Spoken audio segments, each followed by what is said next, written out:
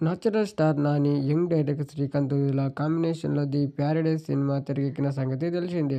'రా సైలెంట్' పేరుతో ఇటీవల ఈ మూవీ ఫస్ట్ గ్లింప్స్‌ను మేకర్స్ రిలీజ్ చేశారు. ఇది 'దా లంజా కొడుకా' అంటూ వచ్చిన ఈ వీడియో అందరినీ సాగించింది. ఇప్పటి నుంచి ఈ సినిమా జోనర్ బ్యాక్‌గ్రౌండ్ గురించి రోజూ డిస్కషన్ జరుగుతున్నాయి. లేటెస్ట్‌గా ఓ ఇంగ్లీష్ వీడియోలో ఇచ్చిన ఇంటర్వ్యూలో నాని విడుదల ఈ చిత్రానికి సంబంధించిన ఇంట్రెస్టింగ్ విషయాలు పంచుకున్నారు.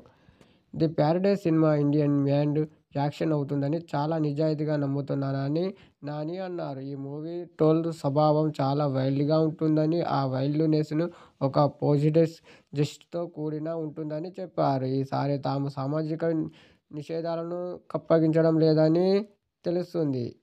ఓ ఫిల్మ్ మేకర్‌గా నేను ఈ చిత్రాన్ని అండ్ రెస్టింగ్ ప్రాజెక్ట్ చేయడానికి కమిటీని వేయాను.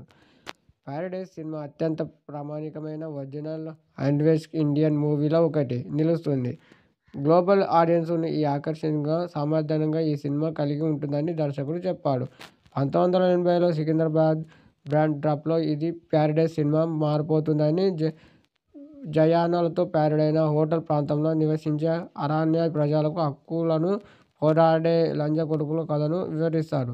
నాయకుడు ఉండడానికి గుర్తింపు అవసరం లేదు అనేది ఈ సినిమా మెయిన్ పాయింట్‌గా తెలుస్తుంది.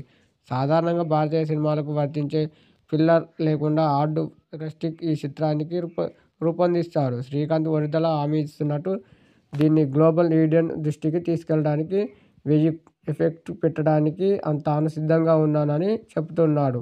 ఏకంగా ఈ మూన్ బ్యాడ్‌కి ఇలాంటి హాలీవుడ్‌తో 'ప్యారడైజ్' కంపెనీ చేస్తున్నాడు. కాగా ఇది ఇలా ఉండగా న్యాచురల్ స్టార్ నాని తన కెరీర్‌లోనే ఫస్ట్ టైం పోలీస్ ఆఫీసర్‌గా 'హిట్ 3'లో వస్తున్నాడు.